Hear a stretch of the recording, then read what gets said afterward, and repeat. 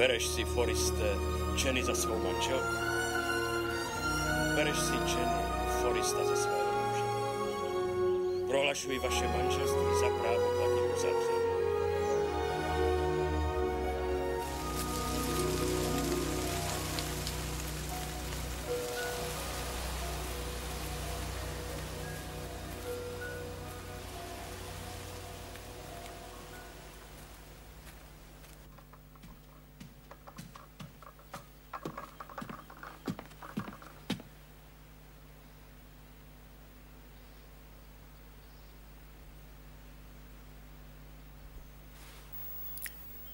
Ahoj.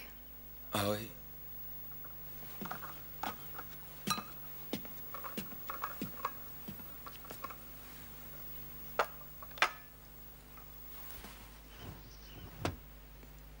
Ty, Foriste.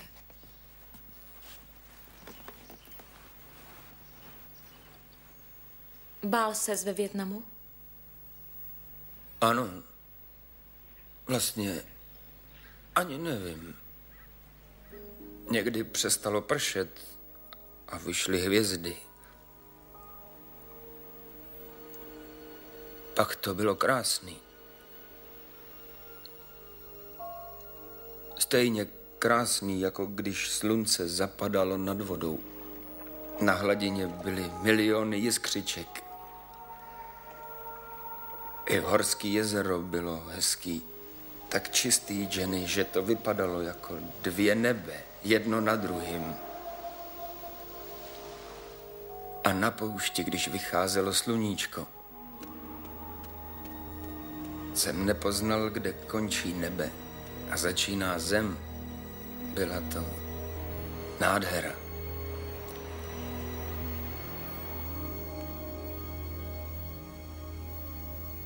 Škoda, že jsem nebyla s tebou.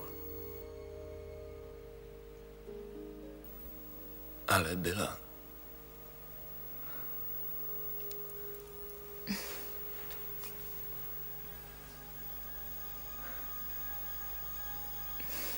Já tě miluju.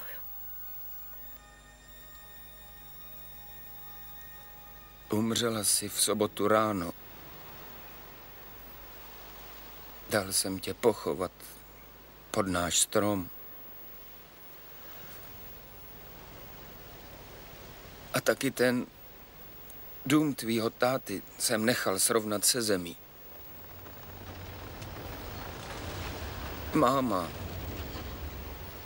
vždycky říkala, že smrt patří k životu. Chtěl bych, aby to tak nebylo. Malej Forist je moc šikovnej. Ale nevěděl to jistě. Brzy už půjde do školy. Přišli ti noví hosté.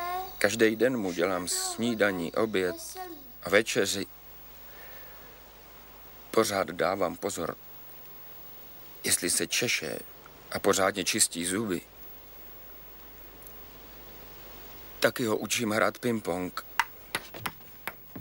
Ano. Jde mu to moc pěkně. Teď ty.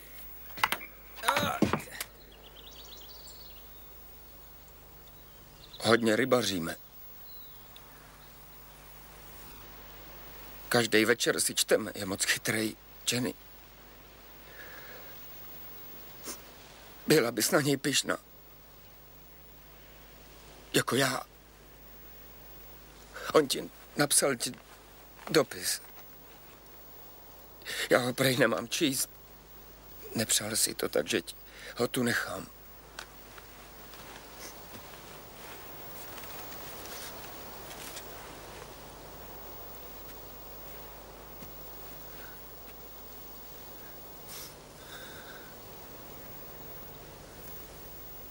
Jenny.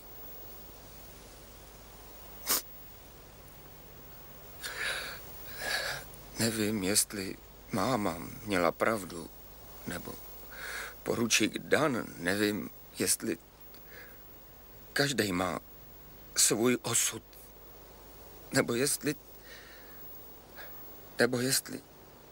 nás jen tak unáší větřík. přece snad možná obojí. Možná je to obojí najednou, aspoň občas.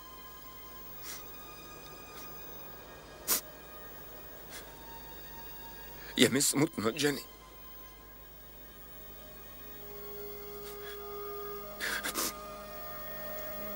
Kdybys cokoliv chtěla, jsem tady blízko.